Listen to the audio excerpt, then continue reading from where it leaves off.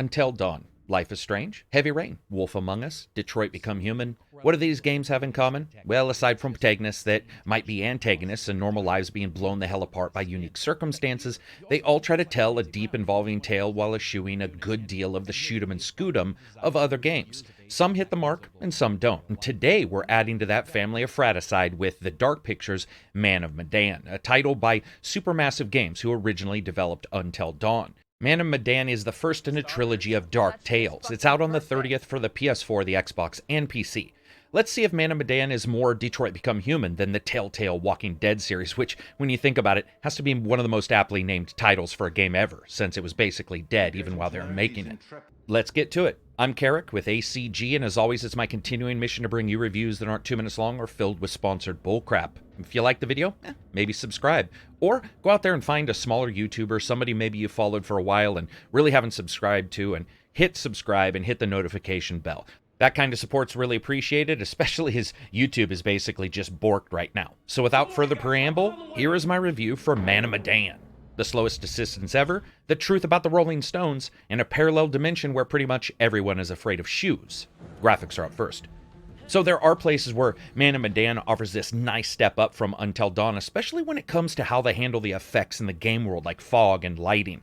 It makes some of the scenes absolutely pop out of the screen, and HDR really helps the color. It's instantly noticeable in any of the darker scenes, which, let's be honest, is pretty much most of them. And while not required, it really does help. This is one of the things that Man of Medan excels at, and it doesn't have tons of random locations. It's not a game like that. It's a cohesive and more structured series of indoor locations all built between two specific main locales. And even without a ton of twists and turns, the way the architecture is set up, there's this noticeable effect of feeling both claustrophobic as well as interesting at the same time, and that lighting use really does help that. However, when it comes to the tried and true facial detail that we saw in Until Dawn, I have to say I was actually disappointed here at points. It's important to remember that they have switched to the Unreal Engine and have moved their tools over to that, but something plays a bit off here. Comparing lossless video from Until Dawn and Man of Medan, I was hoping for something close, and while at times it does get to that level, especially when you're on the small boat hanging out with your friends telling scary stories, the game seems to be almost a step down for some of the characters, but not all of them.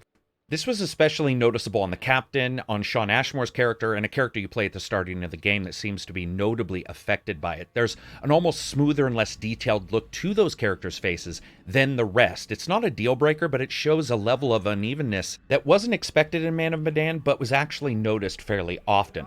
There's also some pretty hefty collision detection issues with activity boxes for items, resulting in you walking up to an item and then rubbing and fingering and slipping and sliding and nuzzling up to a crowbar just so you can pick it up. It not only doesn't look that great, it can be frustrating when the game is trying to keep this feeling of tension, and your dude can't even find the right side of a cabinet to open up when he's fishing around for a bag of Skittles in some decrepit kitchen somewhere.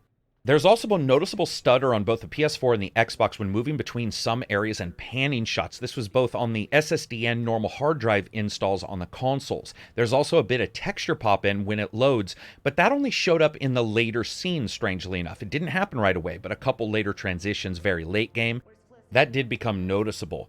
When it comes to performance, both the Xbox and the PS4 have some stutters, as I said before. Sadly, no PC code was available for me to test this, but the consoles, I would say their performance is not exactly where we would want it. With the texture pop in, the FPS drops, and some occasional frame pacing issues, it can decidedly look less smooth than a title based on a cinematic presentation that we would expect. I will say this, Man of Medan looks incredible in many scenes, but even understanding the more budget nature of the title, I still feel like its performance on the consoles is not as good as most people would want. Again, sadly, no time with the PC code. Graphics aren't all that matter. Now it's time for sound, music, and voice. You fully comprehend the severity of your situation, sister. I'm just gonna say it. Fliss has gotta be in on this. Kind-hearted creature I am, I'd like to offer you some forewarning of what's to come. Tempted? I don't think so. I swear we've been here before, Alex. Have you been leading us in circles?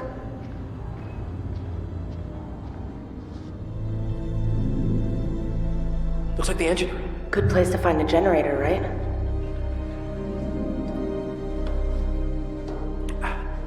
Sheriff Now there's a shark? Yeah, come at me, shark!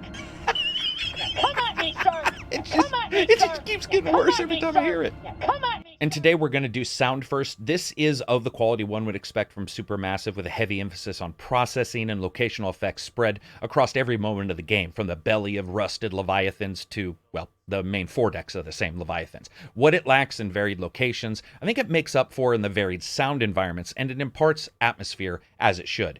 If there is one noticeable hit here, I would have liked everything in the environment and the undercurrent within the vessel to have a little bit more ambient sounds to it, a little bit more varied environmentals. But other than that, like I said, pretty good. And that brings us to music, which is certainly so important in any game, but especially so in many horror titles. And composer Jason Graves does a really good job here, tiptoeing across the line of in-your-face scare audio cues, as well as long, kind of thin and almost reedy synthesizer notes to elicit a feeling of disharmony with whatever is going on in the game world as you're doing it. It is somewhat typical horror fare, but it melds well with the action or the lack of it on screen. Also, the game does hinge on those jump scares, and the audio stingers are pretty well done. And this is all added to and layered with some really well done ambient voices and creepy whispering throughout the game. And speaking of dark whispering, let's discuss some voice. First, hey, thank God Robert Patrick found a job after Terminator 2 and X-Files. I'm just kidding, but I honestly thought it was him for a second and not Pip Torrens. I thought it was just Robert Patrick pretending to have an accent and wearing a top hat. I'm not sure if the entire game would have been cooler if that had been the case, but for a moment I was like, oh yeah. Pip also has one of the best openings for a character ever in the game, and he's not even playable. I mean, his intro is like a heavy metal Sherlock Holmes thunderstepping his way into a house with people's futures written onto the books on the shelves, and then riddling you this and that about various future events. And it was awesome. He nailed it.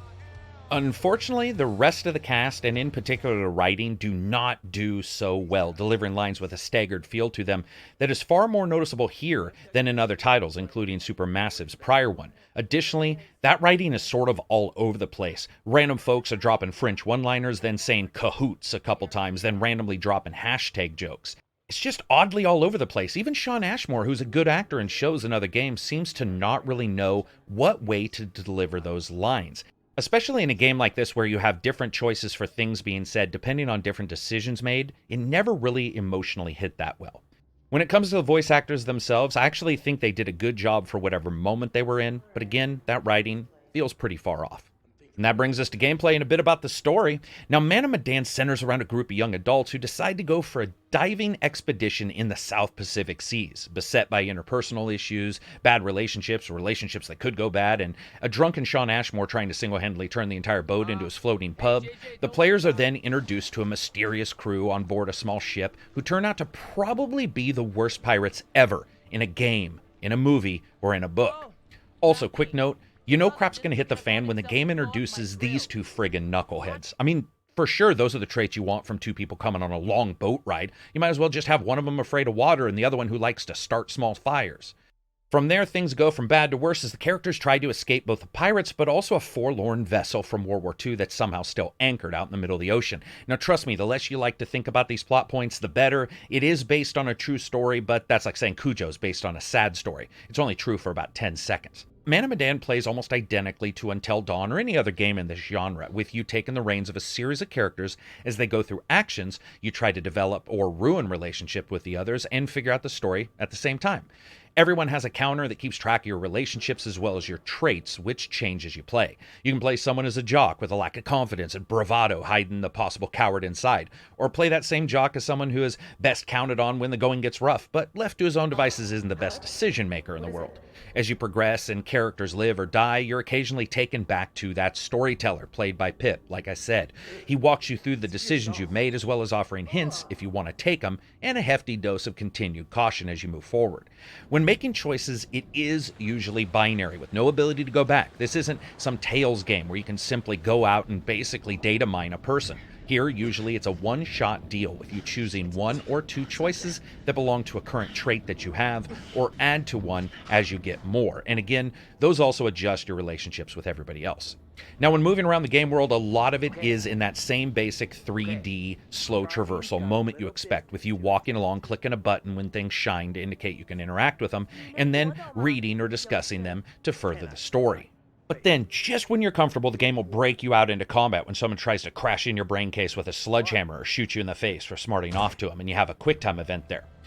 Also, yes, there is no run, only a fast walk or a slow walk, which is downright hilarious. When sometimes you'll be walking around, you'll hear someone scream, and you're like, oh my God, I gotta go over there, I need to investigate this. Then you pimp walk across a series of girders at 1 mile an hour, fiddling with every damn shiny object you can find. And I get why they did it, because the area isn't necessarily big in this game. Overall, I still think it affects the pacing. But speaking of pacing and your friends that always mess it up, there are multiple ways you can play with other people in this game. You have a 2-player online multiplayer, but also a movie night mode. This is awesome. Each person takes 1 character with up to 5 people playing, and you can pass the controller amongst you with prompts that tell you who is playing at any one time. Also, that means if you do something in your part of the game, it can affect what another player can do and vice versa. This is a spectacular idea. It works incredibly well, and I can't wait to see its return in the next game, and I hope other games use something like that. Now, when it comes to length of the game, I can say that Man of Medan pretty much requires 2 playthroughs minimum. This allows for more of the secrets to be found and more of the story to be branched out, because after the first time you play it, there's a good chance you're going to be like, what the heck just happened? And yes, you can get characters killed, but those main story moments will happen regardless. Otherwise, it wouldn't be called Man of Medan. It'd be called like Man of Meh. And each one of those playthroughs take you about 4 hours apiece. But will they be 8 hours total of time well spent? Well, let's talk about fun factor. I like the ideas of Man of Medan. I like the location. It was pretty interesting. And the story after the second playthrough at least made, well, more sense. But it did not resonate the way many other titles in the genre do. And with some puzzling clumsiness in the gameplay, that really brought it down. It's an odd one. It's not a high adrenaline smoker like an Uncharted. And it's not as deep nor as complex and driven as Until Dawn. It can even come close to feeling like it cribbed too closely from Until Dawn. But it can still be fun. Multiplayer mode is actually a better experience than I ever expected it to be, and I suggest if you get this, you definitely try it out. However, I also found myself in a pretty unique situation for a game like this. I didn't really want to do a second playthrough. I did to learn more, but aside from a couple characters, the game development when it comes to characters is really not incredibly complex. It's almost like it's too truncated for its own good, and that absolutely hurt the fun factor for me. So as you guys know, I rate games on a buy, wait for sale, rent, or never touch it again rating system, with rent being replaced by deep sale on PC titles. And this is actually a deep sale for me. I really didn't enjoy the story that much. I enjoyed the locations, I enjoyed some of the characters, but most of them were really quite shallow, with, even after the second playthrough, not a lot of character development, and certainly nothing as interesting as some of the other titles in this genre. And we also do have to just talk about a lot of these technical issues. They definitely popped up. When it comes to the PC version, I don't know. Maybe check it out. But at least for this version, even if the technical issues did not exist, I just don't think I'd be telling people to run out and get this. To me, at least, I really felt like I ended up sort of not enjoying nearly as much as I thought I would have of Man of Medan, which absolutely surprised me because I was looking forward to it. So anyway, that's it for me. I hope you guys liked the video. If you do, give it a thumbs up. If you don't, give it a thumbs down. I would love for you to hit subscribe here. I would love for you to go to Twitter or Facebook or Twitch and follow me there. All those links are in the description. Of course, you can become a patron on the Patreon website, and that helps me continue to buy a copy of every single game, even if a developer gives me a code, something I've done since day one and will continue to do. It's also a great place for people to talk. You can jump in, you can join our Discord. There's very cool groups within there as well. And of course, sometimes you'll get some cool merchandise. So anyway, that's it for me. Peace out and enjoy the rest of your week.